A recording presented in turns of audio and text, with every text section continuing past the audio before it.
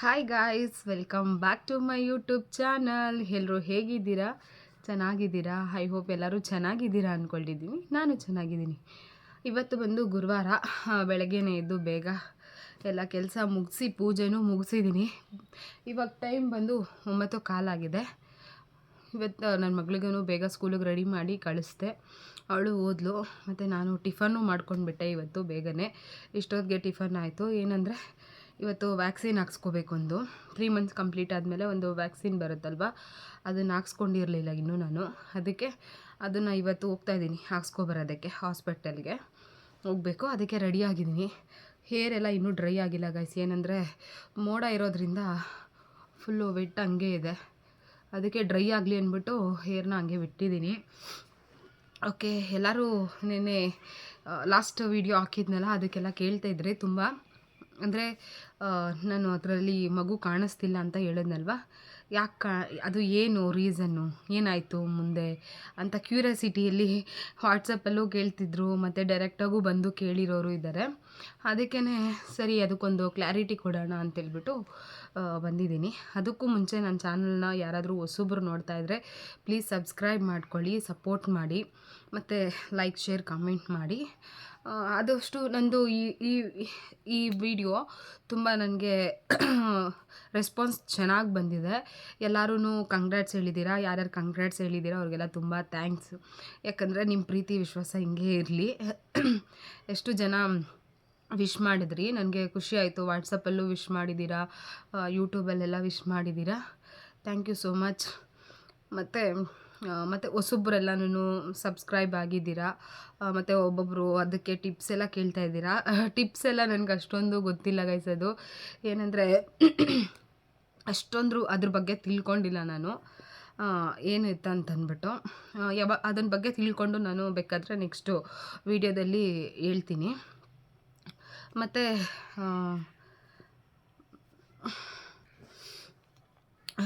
ಏನಂದರೆ ನಾನು ಆ ವಿಡಿಯೋದಲ್ಲಿ ಅಷ್ಟು ಕಿಟ್ಟು ಇಟ್ಕೊಂಡು ನಾನು ಅದನ್ನು ಚೆಕ್ ಮಾಡಿರೋದು ತೋರಿಸಿದ್ನಲ್ವ. ಅದಕ್ಕೆ ಒಬ್ರಿಗೆ ಹೇಳಿದ್ರು, ಏನಕ್ಕೆ ಅಷ್ಟೊಂದು ಎಲ್ಲ ಚೆಕ್ ಮಾಡಿರೋದು, ಅದನ್ನೆಲ್ಲ ಏನಕ್ಕೆ ತೋರಿಸಿದ್ದು, ಸುಮ್ಮನೆ ನಾರ್ಮಲಾಗಿ ಇವಾಗ ಪ್ರೆಗ್ನೆಂಟ್ ಅಂತ ಅಂದ್ಬಿಟ್ಟು ತೋರಿಸಿದ್ರೆ ಆಗ್ತಿತ್ತಲ್ಲ, ಅದೆಲ್ಲ ಏನಕ್ಕೆ ತೋರಿಸಿದ್ರಿ ಅಂತ ಅಂದರು. ಅದು ಏನಕ್ಕೆ ತೋರಿಸಿದೆ ಅಂತಂದರೆ ಒಂದು ಕ್ಲಾರಿಟಿ ಬೇಕಾಗಿತ್ತು. ಅದಕ್ಕೋಸ್ಕರ. ಯಾಕೆಂದರೆ ಹಿಂಗೆ ಗೊತ್ತಿರೋರೇ ಇರ್ತಾರಲ್ಲ, ಮನೆಯವರು, ಅದು ಇದು ರಿಲೇಷನಲ್ಲಿ. ಹೆಂಗೆ ಅಂದರೆ ನಾನು ಇವಾಗ ದುಡಿತಾ ಇದ್ದೀನಿ, ನನಗೆ ಚೆನ್ನಾಗಿ ಇನ್ಕಮ್ ಬರ್ತಿದೆ ಅಂತೇಳ್ಬಿಟ್ಟು ನಾನು ಮಕ್ಕಳು ಮಾಡ್ಕೊಂಡಿರ ದುಡ್ಡು ಮೇಲೆ ಆಸೆ ಆಗಿ ದುಡ್ಡುಗೋಸ್ಕರ ಕೆಲಸ ಮಾಡ್ಕೊಂಡಿದ್ದೀನಿ. ಮಕ್ಕಳು ಬೇಡ ಅಂದ್ಬಿಟ್ಟು ಅದು ಇದು ಟ್ಯಾಬ್ಲೆಟ್ಸ್ ತೊಗೊಂಡು ನಾನು ಏನೋ ಮೇಂಟೈನ್ ಮಾಡ್ತಾಯಿದ್ದೀನಿ ಅನ್ನೋ ಥರ ಮಾತಾಡ್ತಾಯಿದ್ರು. ಅದಕ್ಕೆ ಅದು ನನ್ನ ಕಷ್ಟ ನನಗೆ ಮಾತ್ರನೇ ಗೊತ್ತು, ಬೇರೆಯವ್ರಿಗೆ ಹೇಳೋವ್ರಿಗೆ ಏನು ಗೊತ್ತಾಗುತ್ತೆ. ಅದಕ್ಕೆ ಅವ್ರಿಗೊಂದು ಕ್ಲಾರಿಟಿ ಸಿಗಲಿ ಅಂತೇಳ್ಬಿಟ್ಟು ನಾನು ಅದಕ್ಕೋಸ್ಕರ, ನನಗೂ ಮಕ್ಕಳಂದರೆ ಇಷ್ಟ ಇದೆ ಗಾಯ್ಸ್. ನನಗೂ ಏನು ಮಕ್ಕಳು ಅಂದರೆ ಅದು ಇದು ಟ್ಯಾಬ್ಲೆಟ್ ತೊಗೊಂಡು ಅದನ್ನು ತೆಗೆಸೋದು ಆ ಥರ ಯಾವತ್ತೂ ಅಷ್ಟೇ ನನ್ನ ಲೈಫಲ್ಲಿ ಇಷ್ಟು ವರ್ಷ ಆಗಿದೆ, ಮದುವೆ ಆಗಿ 12 ವರ್ಷ ಆಗಿದೆ, ಯಾವತ್ತೂ ಅಷ್ಟೇ ನಾನು ಒಂದು ಮಗು ಆಗಬಾರ್ದು ಅಂತ ಒಂದು ಟ್ಯಾಬ್ಲೆಟ್ ತೊಗೊಂಡಿಲ್ಲ, ಬೇರೆ ಏನೂ ನಾನು ಮಾಡಿಲ್ಲ. ನನಗೂ ಆಸೆ ಇದೆ ಮಕ್ಕಳಂತಂದರೆ. ದುಡಿಯೋದು ಯಾವಾಗೂ ಇದ್ದೇ ಇರುತ್ತೆ ಗೈಸ್. ಇವತ್ತಿಲ್ಲಂದರೆ ನಾಳೆ ದುಡಿಬೋದು. ದುಡ್ಡು ಬೇಕಾದರೆ ಭಿಕ್ಷೆ ಒಂದು 4 ಮನೆ ಹತ್ರ ಹೋಗಿ ಭಿಕ್ಷೆ ಬೆಳೆದ್ರು ಭಿಕ್ಷುಕನು ಸಂಪಾದನೆ ಮಾಡ್ತಾನೆ. ಹಂಗೆ ಅಂದ್ಬಿಟ್ಟು ನಾವು ಮಕ್ಕಳೇ ಬೇಡ ನಮಗೆ ದುಡ್ಡೇ ಬೇಕು ಅಂತ ದುಡ್ಡಿಂದೆ ಹೋಗಲ್ಲ. ದುಡ್ಡು ಅವಶ್ಯಕತೆ ಇದೆ, ಜೀವನ ಮಾಡೋದಕ್ಕೆ ದುಡ್ಡು ಅವಶ್ಯಕತೆ ಇದೆ, ಆದರೆ ದುಡ್ಡೇ ಜೀವನ ಅಂತ ಅಂದ್ಕೊಳ್ಬಾರ್ದು. ಅದರಿಂದ ನಾನೊಂದು ಕ್ಲಾರಿಟಿ ಕೊಡಬೇಕಾಗಿತ್ತು. ನನಗೂ ದುಡ್ಡು ಇಂಪಾರ್ಟೆಂಟ್ ಅಲ್ಲ, ನನಗೂ ಮಗುನೂ ಇಂಪಾರ್ಟೆಂಟ್ ಅಂತ ಹೇಳೋದಕ್ಕೋಸ್ಕರ ಒಂದು ಕ್ಲಾರಿಟಿ ಬೇಕಾಗಿತ್ತು ಅಂತೇಳ್ಬಿಟ್ಟು ನಾನು ಅದನ್ನು ಎಲ್ಲರಿಗೂ ಹೇಳಿದ್ದಷ್ಟೇ. ಯಾಕಂದರೆ ಅವರು ನನ್ನ ವೀಡಿಯೋಸ್ ಎಲ್ಲ ನೋಡ್ತಾರೆ, ಅವ್ರಿಗೂ ಗೊತ್ತಾಗುತ್ತೆ, ಅದರಿಂದ ಹೇಳಿದ್ದೀನಿ ಅಷ್ಟೇ. ಅಷ್ಟು ಬಿಟ್ಟರೆ ಅದನ್ನೆಲ್ಲ ಹೇಳೋ ಅಷ್ಟು ಏನು ಅವಶ್ಯಕತೆ ಇತ್ತು ಅಂದಿದ್ದಕ್ಕೆ ಇದೇ ಅವಶ್ಯಕತೆ ಅಷ್ಟೇ. ಅವರು ನನ್ನ ವೀಡಿಯೋಸ್ ನೋಡ್ತಾರೆ, ಅವ್ರಿಗೂ ಗೊತ್ತಾಗಲಿ ಅಂತೇಳ್ಬಿಟ್ಟು ಹೇಳಿರೋದು. ಮತ್ತು ನೆಕ್ಸ್ಟು ಏನಂದರೆ ನಂದು ಅದು ಮಗು ಕಾಣಿಸ್ತಿಲ್ಲ ಅಂತ ಹೇಳಿದ್ನಲ್ವ, ಏನು ಪ್ರಾಬ್ಲಮ್ ಆಗಿತ್ತು ಅಂತಂದರೆ ಅದು ನಾನು ಪೀರಿಯಡ್ಸ್ ಆಗಿದ್ನಲ್ವ, ಆ ಪೀರಿಯಡ್ಸ್ ಡೇಟ ನಾನು ಅವ್ರಿಗೆ ಹೇಳಿದ್ದೆ, ನಾನು ಯಾವಾಗ ಆಗಿದ್ದು ಅಂತೇಳ್ಬಿಟ್ಟು. ನನಗೆ ಆಲ್ರೆಡಿ 2 ಮಂತ್ಸ್ ಆಗಿಬಿಟ್ಟಿತ್ತಲ್ವ, 2 ಮಂತ್ಸ್ ಆಗೋಗಿದೆ ಅಂತೇಳ್ಬಿಟ್ಟು ನಾನು ಅಲ್ಲಿ ಹೋಗಿ ಹೇಳಿದ್ರೆ ಆ ಡೇಟ್ ಮೇಲೆ ಅವರು ಈ ಡೇಟ್ ಅದು ಎಲ್ಲ LMP ಎಲ್ಲ ಚೆಕ್ ಮಾಡ್ತಾರಲ್ಲ, ಅದನ್ನು ನಾನು ಅವರಿಗೆ ನಾನೇನು ಹೇಳಿದ್ನಲ್ವ ಲಾಸ್ಟ್ ಪೀರಿಯಡ್ ಡೇಟ್ ಹೇಳು ಅಂತ ಹೇಳ್ತಾರಲ್ವ ಸ್ಕ್ಯಾನಿಂಗ್ ಮಾಡಬೇಕಾದ್ರೆ, ನಾನು ನಂದು ಲಾಸ್ಟ್ ಪೀರಿಯಡ್ ಡೇಟೇ ಅವ್ರಿಗೆ ಹೇಳಿದ್ದೆ ಎಲ್ ಎಮ್ ಪಿದು. ಅವರು ಎಲ್ ಎಮ್ ಪಿಗೆ ಅದೇ ಡೇಟೇ ಹಾಕಿದ್ರು. ಆದರೆ ಸ್ಕ್ಯಾನಿಂಗಲ್ಲಿ ಅದು ಮಗು ಅಷ್ಟೇ ಬೆಳವಣಿಗೆ ಆಗಿರಬೇಕಲ್ವ, ಆದರೆ ಅದು ನನಗೆ ಆಗಿರಲಿಲ್ಲ. ಅವತ್ತು ಮಗು ಬೆಳವಣಿಗೆ ಆಗಿದೆ ಅಂದರೆ ಒಂಚೂರೂ ಮಗು ಇದೆ ನಾನು ಪ್ರೆಗ್ನೆಂಟ್ ಅನ್ನೋದಕ್ಕೆ ಏನೂ ಪ್ರೂಫ್ ಇಲ್ಲ. ಸ್ಕ್ಯಾನಿಂಗಲ್ಲಿ ಏನೂ ಪ್ರೂಫ್ ಇಲ್ಲ. ಅಂದರೆ ಅದು ಎಗ್ಗು ಇದಾಗಿರ್ಬೇಕಲ್ವ, ಅದೂ ಆಗಿಲ್ಲ, ಏನೂ ಆಗಿಲ್ಲ. ಆ ಥರ ಬಂದ್ಬಿಡ್ತು. ಮತ್ತು ಅವರು ಇನ್ನೊಂದು ಸ್ಕ್ಯಾನ್ ಮಾಡಬೇಕು ಅಂತ ಕೇಳಿದ್ರು. ಅದು ಕೆಳಗಡೆಯಿಂದ ಸ್ಕ್ಯಾನ್ ಮಾಡ್ತಾರೆ. ಅದನ್ನು ಮಾಡಿದ್ರು ಅವರು. ಅದನ್ನು ಮಾಡಿದ್ರೂ ಅಷ್ಟೇ ಅವ್ರಿಗೆ ಅಲ್ಲಿ ಏನೂ ಕಾಣಿಸಿಲ್ಲ. ಜಸ್ಟ್ ಅದು ಖಾಲಿ ಇದೆ, ಏನೂ ಇಲ್ಲ ಅಂತ ಅಂದರು. ಆಮೇಲೆ ನನಗೆ ಒಂಥರ ಅದು ಶಾಕ್ ಆಯಿತು. ಒಂದು ಪ್ರೆಗ್ನೆನ್ಸಿ ಎಲ್ಲ ಕನ್ಫರ್ಮ್ ಆಗಿದೆ ಮತ್ತು ಪೀರಿಯಡ್ಸೂ ಆಗಿಲ್ಲ 2 ಮಂತ್ಸಿಂದ. ಆದರೆ ಇದು ಯಾಕಪ್ಪ ಈ ಥರ ಆಯಿತು ಅಂತೇಳ್ಬಿಟ್ಟು, ಸರಿ ಅಂತೇಳ್ಬಿಟ್ಟು ನಾನು ಅಲ್ಲಿಂದ ಅವ್ರನ್ನ ಕೇಳಿದೆ. ಅವರು ಹೇಳಿದ್ರು, ಅರ್ಲಿ ನಿಮ್ಗಿನ್ನೂ ಅದು ಅರ್ಲಿ ಇರ್ಬೋದೇನೋ, ನೀವು ಹೇಳ್ತಾ ಇರೋ ಡೇಟ್ ಪ್ರಕಾರ ಇದು ಅಷ್ಟು ಇಂಪ್ರೂವ್ ಆಗಿಲ್ಲ ಇನ್ನೂ, ವೆಯ್ಟ್ ಮಾಡಿ, ಇನ್ನೊಂದು 15 ಡೇಸ್ ವೆಯ್ಟ್ ಮಾಡಿ ನೋಡಿ, ಆಮೇಲೆ ಬೇಕಾದರೆ ಸ್ಕ್ಯಾನಿಂಗ್ ಮಾಡಿಸಿದ್ರೆ ನಿಮಗೆ ಗೊತ್ತಾಗುತ್ತೆ ಅಂತ ಹೇಳಿದ್ರು. ನಾನು ಸರಿ ಅಂತೇಳ್ಬಿಟ್ಟು ನನಗೆ ಡಾಕ್ಟರ್ ಅದು ರೆಸಿಪ್ಟ್ ಬರ್ಕೊಟ್ಟಿದ್ರಲ್ಲ, ಸರಿ ಅಂತ ಅಂದ್ಬಿಟ್ಟು ಅವ್ರ ಹತ್ರ ಹೋದೆ. ಅಲ್ಲಿ ಸ್ಕ್ಯಾನಿಂಗಲ್ಲಿ ಹೇಳಿದರು, ಏನದು ಬ್ಲಡ್ ಇರುತ್ತಲ್ಲ ಅದು ಏನು ಎಗ್ಗು ಇಂಕ್ರಿ ಆಗೋಕ್ಕೆ ಮುಂಚೆ ಎಂಡೋಮೆಟ್ರಿಯಮ್ ಅಂತ ಏನೋ ಇದೆ, ಅದು ಅಂದರೆ ಬ್ಲಡ್ ಎಲ್ಲನೂ ಒಂದು ಕಡೆ ಸ್ಟೋರ್ ಆಗುತ್ತಂತೆ, ಅದು ಮಗು ಆಗೋಕ್ಕೆ ಮುಂಚೆ ಆ ಥರ ಅದು ಸ್ಟೋರ್ ಆಗಿದೆ. ಆದರೆ ಇನ್ನೂ ಅಲ್ಲಿ ಎಗ್ಗು ರಿಲೀಸ್ ಆಗಿಲ್ಲ. ನೀವು ವೆಯ್ಟ್ ಮಾಡ್ಬೋದು, ಇವಾಗೇನು ಪ್ರಾಬ್ಲಮ್ ಏನಿಲ್ಲ, ವೆಯ್ಟ್ ಮಾಡಿ ಪರವಾಗಿಲ್ಲ. ನೀವು ಏನಾದರೂ ಡೇಟ್ ಏನಾದರೂ ಕನ್ಫ್ಯೂಸ್ ಮಾಡ್ಕೊಂಡಿರ್ತೀರಾ ಆ ಥರ ಹೇಳಿದ್ರು ಅವರು. ಸರಿ ಅಂತೇಳ್ಬಿಟ್ಟು ನಾನು ಡಾಕ್ಟರ್ ಹತ್ರ ಹೋದೆ. ಅವ್ರಿಗೆ ರಿಪೋರ್ಟ್ ತೋರಿಸ್ಬೇಕಾಗಿತ್ತಲ್ಲ, ಅಲ್ಲಿಗೆ ಹೋಗ್ಬಿಟ್ಟು ಡಾಕ್ಟರ್ಗೆ ಕೇಳಿದೆ ಈ ಥರ ಅಂತ. ರಿಪೋರ್ಟ್ ತೋರಿಸ್ದೆ. ಆಮೇಲೆ ಅವ್ರು ನೋಡಿಬಿಟ್ಟು ಸ್ಕ್ಯಾನಿಂಗಲ್ಲೆಲ್ಲ ತೋರಿಸ್ತಿಲ್ಲಲ್ಲಮ್ಮ, ಆದರೆ ಇದ್ರಲ್ಲಿ ಕನ್ಫರ್ಮ್ ಆಯ್ತಲ್ವಾ, ಒಂದೊಂದು ಸತಿ ಆ ಥರ ಆಗುತ್ತೆ, ಅಂದರೆ ನೀನು ಕರೆಕ್ಟಾಗಿ ಪೀರಿಯಡ್ಸ್ ಆಗ್ತಿದ್ದ ಅಂತ ಕೇಳಿದ್ರು.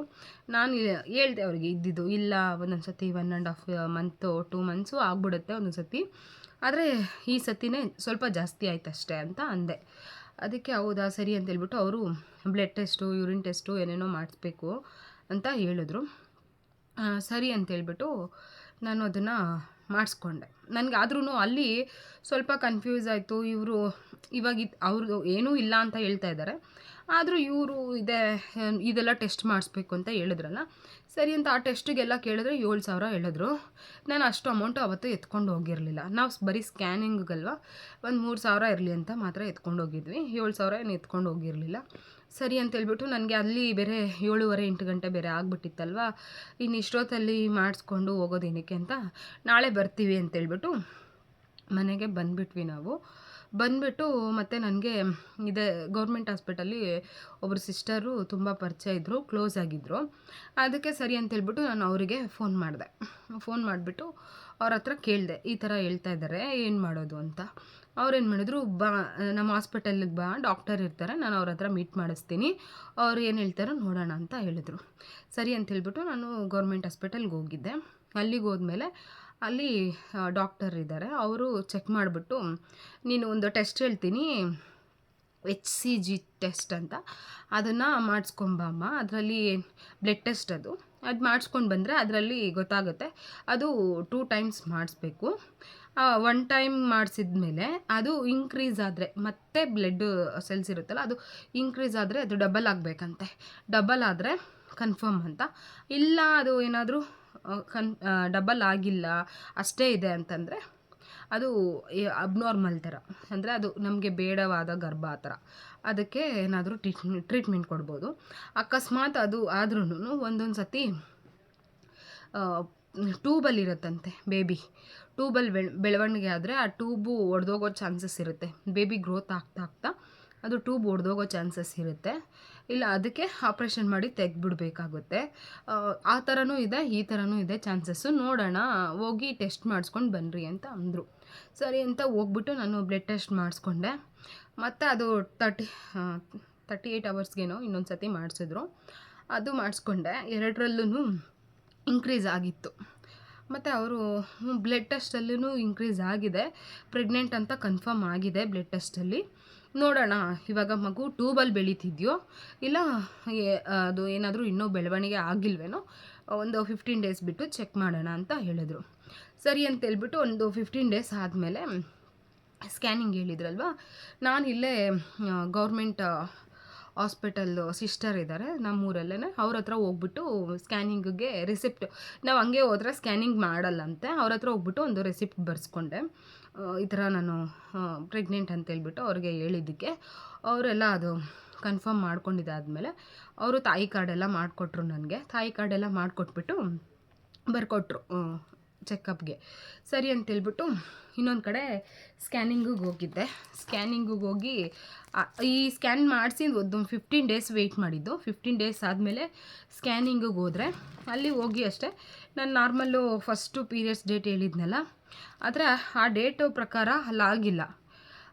ಹೆಂಗೆ ಅಂತಂದರೆ ಇದು ನಾನು ಹೇಳಿರೋದು ಆಲ್ರೆಡಿ 2 ಮಂತ್ಸ್ ಆಗೋಗಿದೆ.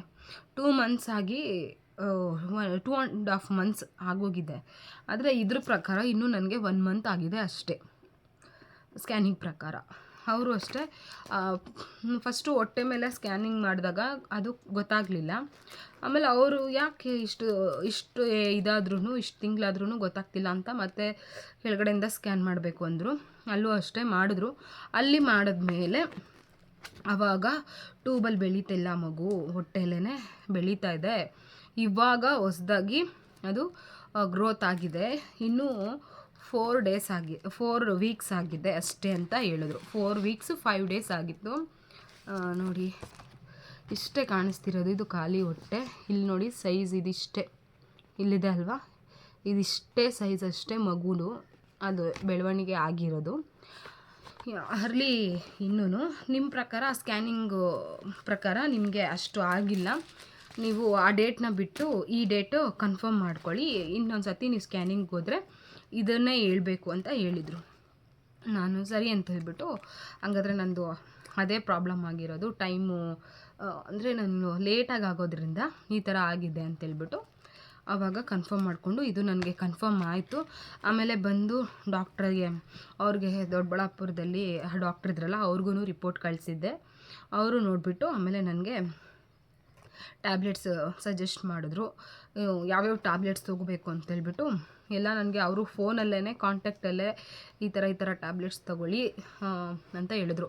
ಅಂದರೆ ಟ್ರಾವೆಲ್ ಮಾಡಬಾರ್ದು, ಎಲ್ಲೂ ಜಾಸ್ತಿ ದೂರ ಎಲ್ಲ ಓಡಾಡಬಾರ್ದು, ಫುಲ್ಲು ಹೆಂಗೆ ಅಂದರೆ ನನಗೆ ಫುಲ್ಲು ಬೆಡ್ ರೆಸ್ಟು, ಫುಲ್ಲು ನೀವು ಬೆಡ್ ರೆಸ್ಟಲ್ಲಿ ಇದ್ಬಿಡ್ಬೇಕು, ಮನೆಯಿಂದ ಹೊರ್ಗಡೆನೇ ಹೋಗ್ಬಾರ್ದು, ಎಲ್ಲಿ ಹೋಗ್ಬಾರ್ದು, ಗಾಡಿ ಅಂದರೆ ಗಾಡಿನೇ ಓಡಿಸ್ಬಾರ್ದು, ರೆಸ್ಟ್ ಮಾಡಿಬಿಡಿ ನೀವು ಅಂತ. ಆದಷ್ಟು ರೆಸ್ಟ್ ಮಾಡಿದ್ರೆ ಒಳ್ಳೆಯದು.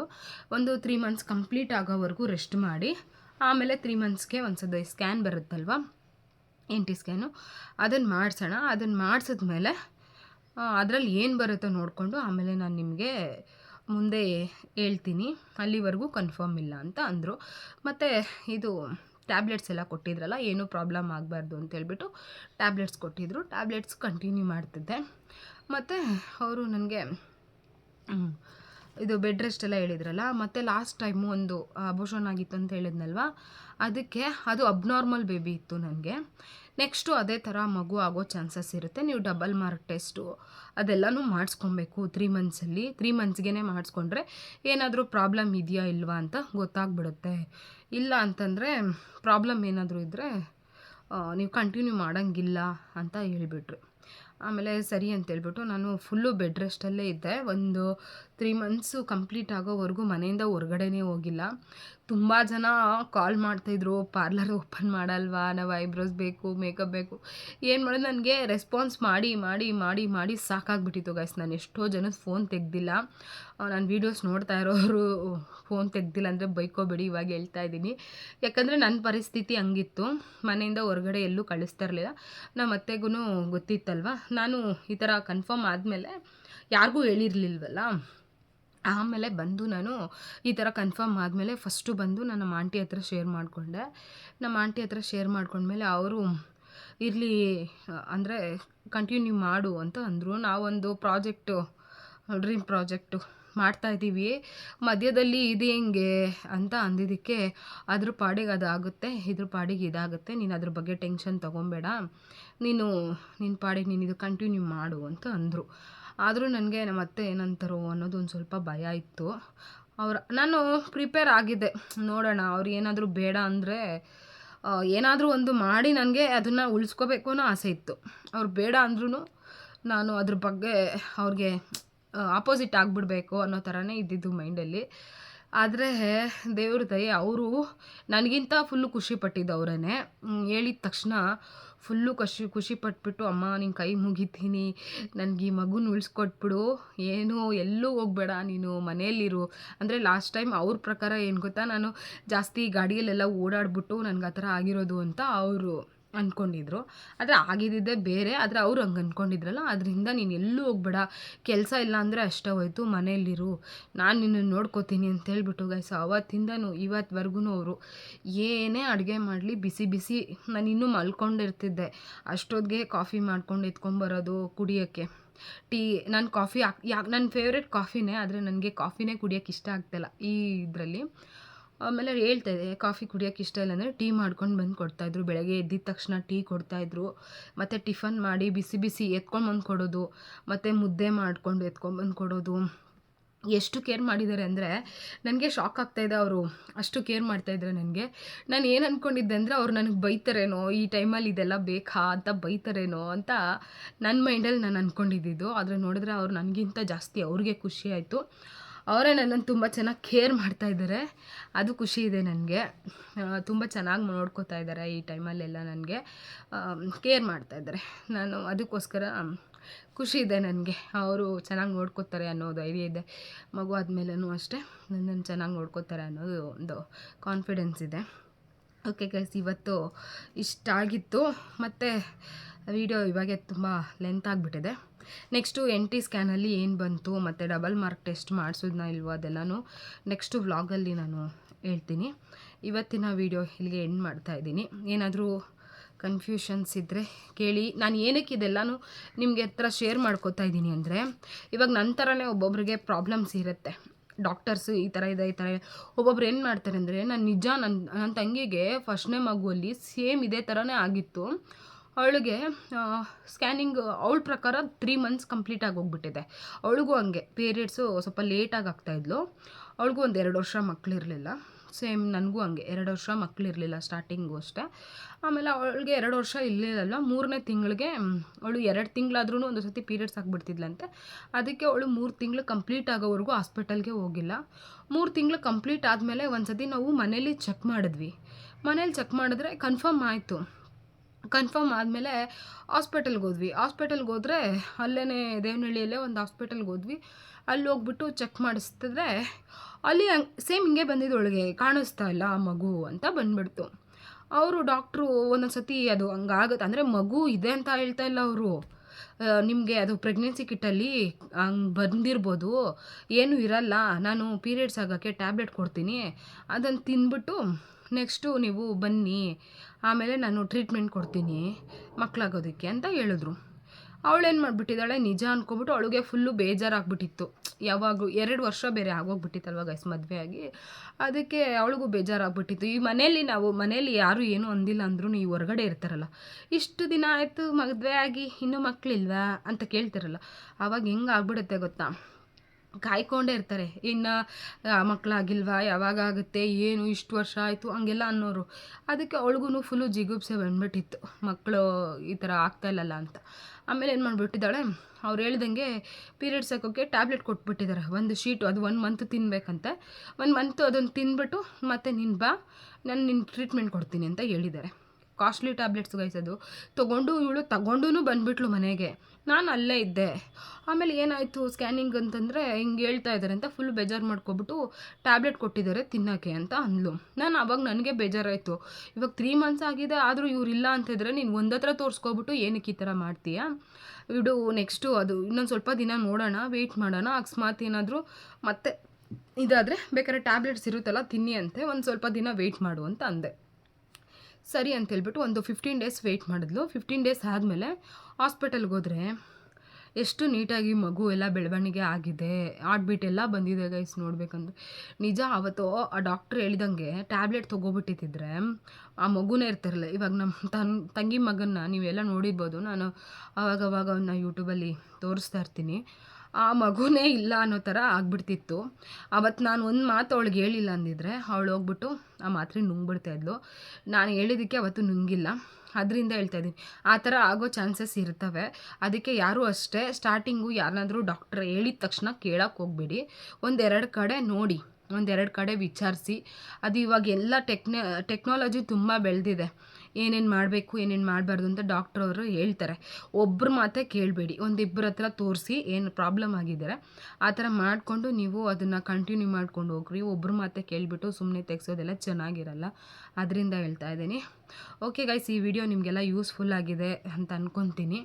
ನಿಮ್ಗೆಲ್ಲರಿಗೂ ಇಷ್ಟ ಆಗಿದರೆ ಪ್ಲೀಸ್ ಲೈಕ್, ಶೇರ್, ಕಮೆಂಟ್ ಮಾಡಿ. ಇನ್ನೂ ಯಾರು ನನ್ನ ಚಾನಲ್ ಸಬ್ಸ್ಕ್ರೈಬ್ ಮಾಡದೆ ನೋಡ್ತಾ ಇದ್ದೀರೋ ಅವರೆಲ್ಲ ದಯವಿಟ್ಟು ಸಬ್ಸ್ಕ್ರೈಬ್ ಮಾಡ್ಕೊಳ್ಳಿ, ಸಪೋರ್ಟ್ ಮಾಡಿ.